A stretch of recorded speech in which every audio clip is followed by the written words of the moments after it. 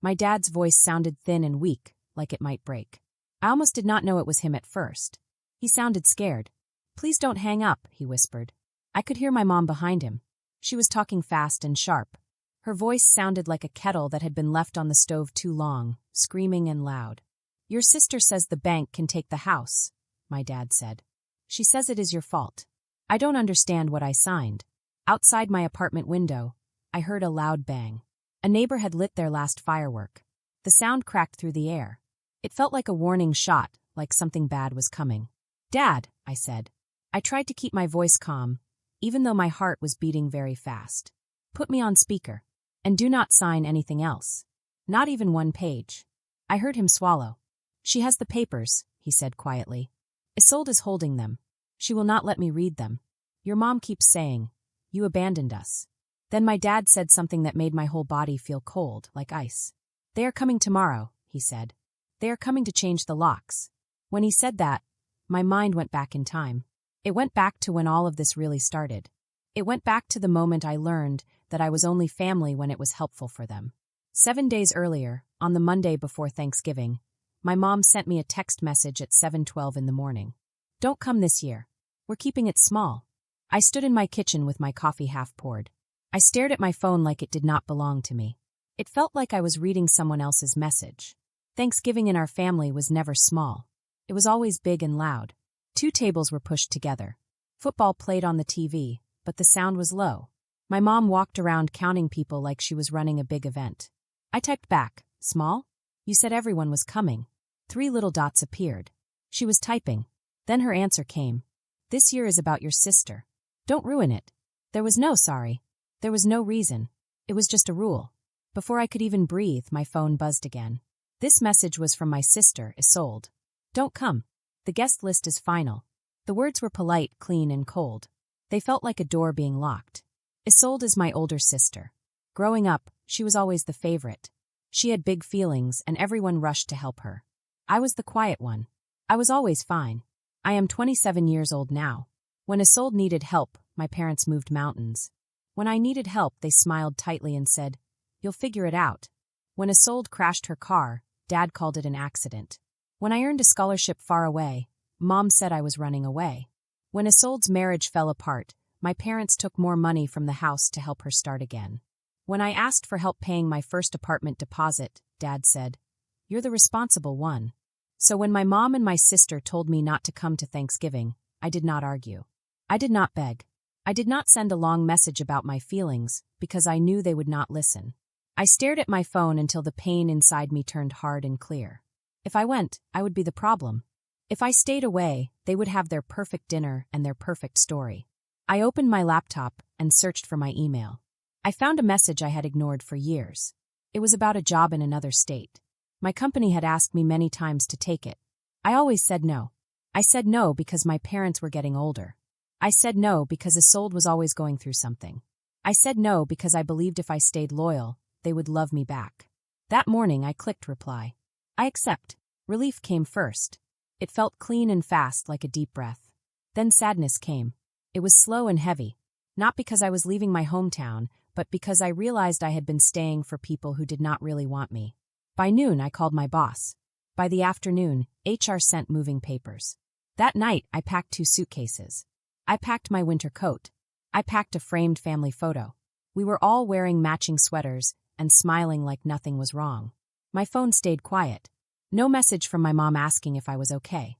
No call from my dad. No message from Isolde. She did not need to pretend. The next morning, I drove away before the sun came up. Ice covered my windshield. The wipers smeared the frost into thin white lines. As I drove, I told myself I was doing the healthy thing. I told myself this was right. But after I crossed the state line, the truth landed heavy in my chest. They did not invite me to keep peace. They uninvited me because they needed me gone.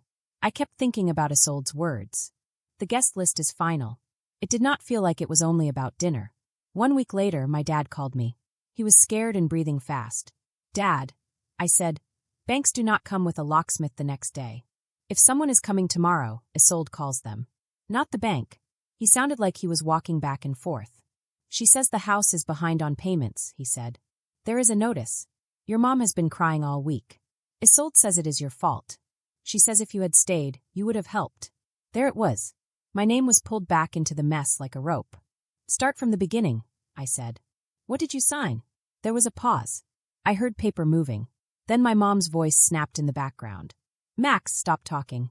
Dad lowered his voice. Saturday before Thanksgiving, he said. Isolde came over with a folder and a man in a nice jacket. She said he was helping with paperwork. Was he a lawyer? I asked. I don't know, Dad said. He had a briefcase. He smiled a lot. Isolde said it was routine. She said it was power of attorney, so she could help with bills. My stomach hurts. Did you read it? I asked. She flipped the pages and pointed where to sign, he said. Your mom said, just do it. We don't need drama. That was always the rule. Keep Isolde happy. Keep the peace. Even if it hurts everyone else. Do you have copies? I asked. No, he said softly. Isolde took them. She said she would scan them. Of course she did. Okay, I said. We slow this down. Is anyone else there? Someone not Mom or Isolde. Is Aunt Marzena nearby? He hesitated. Your mom doesn't want Marzena involved, he said. That told me everything. Aunt Marzena was my dad's sister. She was the only one who told the truth. I'm calling her, I said. She answered on the second ring. Honey, she said gently. I was there. My chest tightened. What do you mean? I asked. Your mom told the family you chose not to come, Marzena said. She said you were too busy chasing promotions. The story was already written, and I was the bad one. But that wasn't the real reason, Marzena said. Isolde didn't want questions. She told me she stopped by the day before Thanksgiving. Isolde's car was there. A stranger's car was there too. There was a man with a tablet, Marzena said. He had tools. Like someone checking a house. Marzena asked what was happening. My mom smiled too much and said it was just updates. Then Marzena's voice dropped. There was a thick folder on the counter, she said. Big letters on it. Estate. Power of attorney. Deed. I'm old, not blind, she added. Your dad looked confused. Your mom looked scared. Isolde looked satisfied. I could see Isolde's face in my mind. Calm. Controlled. The kind of calm that makes others feel wrong for asking questions. One more thing, Marzena said. There was an envelope on the table. I didn't touch it, but I could read it. What did it say? I whispered. Notice of default, Marzena said. From the bank. My mouth felt dry. Marzena, I said, I need you to do something. Tell me, she said. Go back tonight, I said. No fighting. Just take pictures. Envelopes. Papers. Dates. I'm already getting my keys, she said. When the call ended, my phone buzzed. It was a text from Isolde. Stay out of this. You left. I stared at the message for a long time. For the first time in my life, I did not feel like the extra child. I felt strong. 20 minutes later, Marzena called again. I'm parked around the corner, she whispered. I got pictures. My heart beat hard. There is a yellow envelope, she said. Notice of default. Dated 3 weeks ago. Certified mail. Your mom signed for it. Then her voice got quieter. There is a sticky note on the fridge, she said. It is in Isolde's handwriting. She paused. It says, once the papers are done, the house is mine. And in that moment, I finally understood everything. Locksmith 2's was scheduled for 9 o'clock in the morning. When I heard that, my hands felt cold and numb, like all the feeling had drained out of my fingers. A locksmith. Not the bank. Marzena had said it clearly.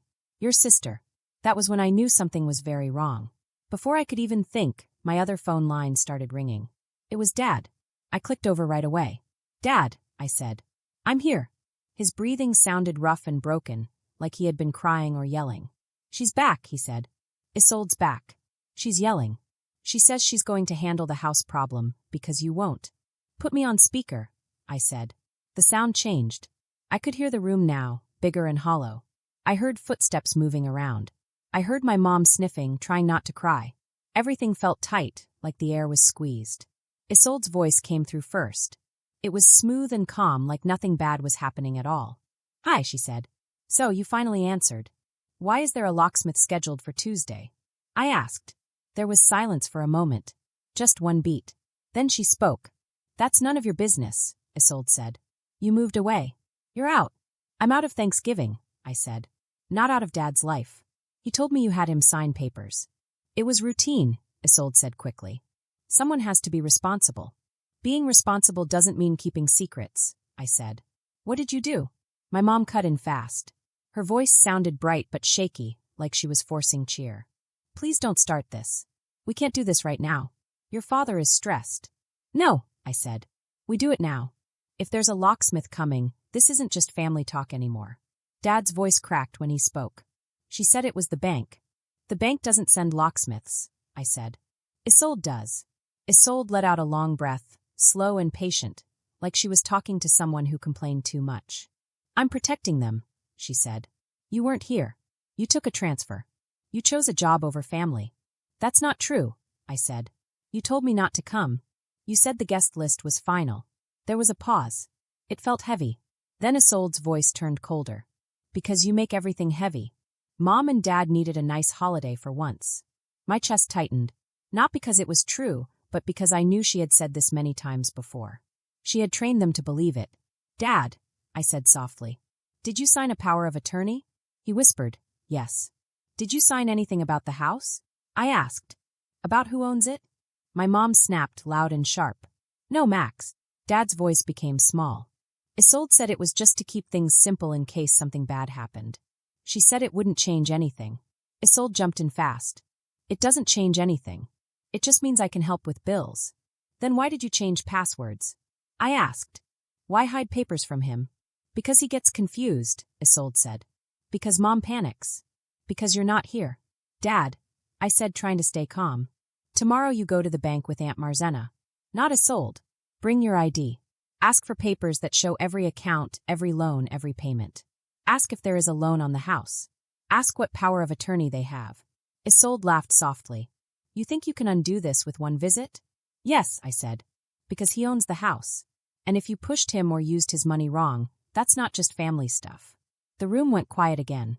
Dad whispered, almost like a scared child. Am I in trouble? No, I said gently. You're not. And Dad, don't let anyone change the locks. If a locksmith shows up, tell them to leave. Isolde's voice turned icy. If you interfere, I'll tell everyone you're trying to steal from them. Say whatever you want, I said. But you are not locking them out of their own home. My phone buzzed. Marzena again. She sent a photo. It was a close picture of a notice. The bank's logo was at the top. There was a date. The words said the house could be taken if payment was not made in 10 days. My stomach twisted. 10 days wasn't time. It was a trap. They had hidden that letter the same way they had hidden everything else. Quiet. Clean. Easy. Marzena, I said, stay with them tonight. Don't leave Dad alone with Isolde. I won't, she said. I stared at my calendar. My new job orientation was circled in red. I looked at my suitcase by the door. I made the only choice that made sense. Dad, I said, we're getting a lawyer. I didn't sleep that night. I sat on my couch with my laptop open and a notebook on my knees. I wrote everything down. Dates. Numbers. Names. Every time Isolde had helped. Every time my mom said, let it go. Every time my dad sounded smaller than he used to. At 7:41 in the morning, Marzena called from her car. I picked your dad up, she whispered. Your mom tried to block the door. My stomach tightened. Is he okay? He's embarrassed, Marzena said. But he got in the car. That felt like a small win. I stayed on speaker while they walked into the bank. I heard the doors open. I heard quiet talking. Normal people waiting in line. Normal life was going on while my family felt like it was breaking apart. A banker spoke calmly. Mr. Harris, I need to ask you some security questions. Dad answered them. His voice shook, but he answered. Then the banker said something that made everything clear. There is a loan on your house, she said. 2 payments were missed. Dad made a soft sound, like air leaking out. I didn't open that. He didn't, Marzena said firmly. The banker continued. We also have a power of attorney on file that allows your daughter to handle financial matters. I felt cold all over. Can you print that paper? I asked. If Mr. Harris requests it, she said. Print it, Dad said quietly. The printer hummed. Paper slid out. It's notarized, Marzena said. It's official. Dad whispered. Isolde brought the notary to the house. She said it was just to watch us sign. I closed my eyes. Isolde hadn't just taken control. She had made it look clean and proper. Okay, I said. Here's what we do. We don't fight with feelings. We fight with steps. Marzena didn't hesitate. I already called a lawyer. They can see us at noon. At noon, Dad sat in a lawyer's office. It smelled like coffee and paper. The lawyer spoke calmly, like this was something he had seen many times before. "If you understand what you're doing," he said, "you can cancel the power of attorney. You also have the right to see every dollar that was used." Dad's shoulders fell. "I didn't mean to cause problems." "You didn't," the lawyer said. "But someone used your trust." Then he explained everything slowly, like a list, because knowing the truth helps people feel strong again. Cancel the power of attorney the right way. Give the paper to the bank right away. Freeze the loan. Ask for a full record of every transaction. And if someone did something wrong, deal with it properly. Because being family does not mean there are no consequences. Dad signed the paper that took away Isolde's control. His hand was shaking as he wrote his name. I felt a tight feeling in my chest. I hated that my sister had turned something so important, Dad's shaky signature, into a weapon against him. He trusted her, and she used that trust in a bad way. After the meeting ended, Mr. Callahan called Isolde. He said it was better to talk to her with a lawyer listening, because that way no one could twist the words later. Isolde answered the phone on the first ring. Her voice sounded happy and bright, like nothing was wrong at all. "Hi, is this about Dad?" she said. "I've been trying really hard to keep everything under control." Mr. Callahan spoke in a calm, clear voice. "Your father has taken back your power of attorney. It ends today. The bank will be told right away. We are also asking for a full list of all the money you took and spent using the house loan." There was quiet on the line. No one spoke for a few seconds. Then Isolde's voice changed. It became cold and sharp. "You can't do that," she said. "We already did," Mr. Callahan replied. In the background, I heard my mom's voice. It sounded small and scary. "Isolde, please," she said softly. Isolde did not answer her. "This is ridiculous," Isolde said. I left. I walked away. I stayed gone, and I handled everything myself. I finally spoke. I worked hard to keep my voice steady. "You told me not to come," I said. "You said the guest list was final. You didn't want me helping. You wanted me gone." Isolde took a sharp breath. "Because you asked questions," she said. "Yes," I answered. "And now we know why." Mr. Callahan did not argue with her. He spoke clearly and slowly. "Isolde, you have two choices. You can work with us, show where the money went, and pay it back. Or we will take this to court." Isolde gave a short laugh, but it sounded tight and fake. "Fine," she said. "I'll pay it back. Happy now." "It will be on a written schedule," Mr. Callahan said. "The payments will happen automatically. And you will not be allowed to open new credit or loans in your parents' names." Isolde's voice grew low. "You think Mom will choose you now?" she asked. That did not sound angry. It sounded sad, like she was admitting something she did not want to say. Then the call ended. For a moment, no one spoke. All I could hear was my dad breathing. His breathing was slower than it had been the day before. Then he looked at Marzena, then at Mr. Callahan, and then down at his hands. "There's something else," Dad whispered. "Something Isolde had us sign about the house." My heart started beating faster. "Dad," I said gently. "What did you sign?" He swallowed hard. "A deed," he said. I did not feel anger at first.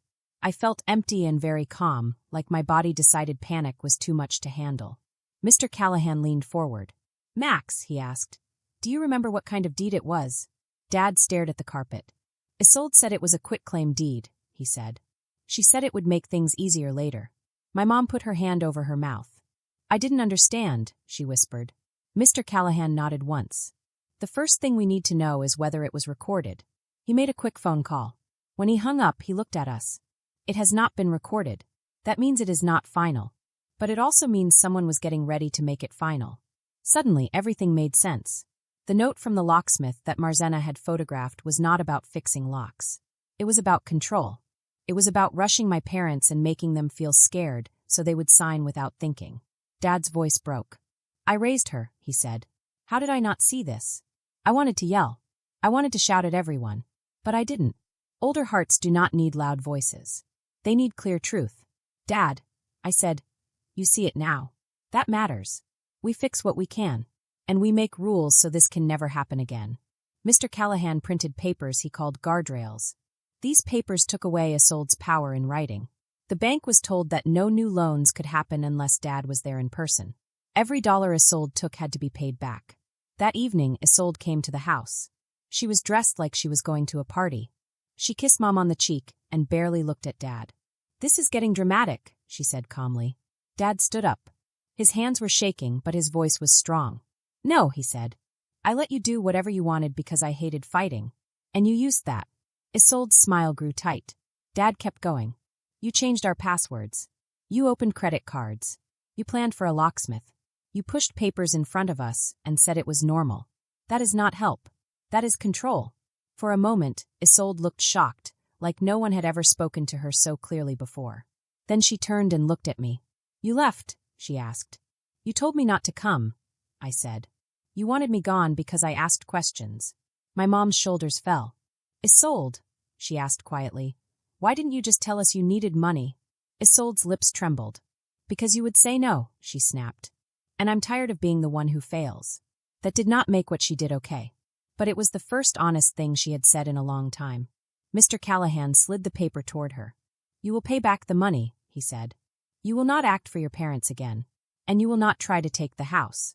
Isolde stared at the paper for a long time. Finally, she picked up the pen and signed. Later that night, my mom sat with me at the kitchen table. She held a mug, but did not drink from it. Tears fell down her face. I made you the easy child, she said. I used your strength so I wouldn't have to confront hers.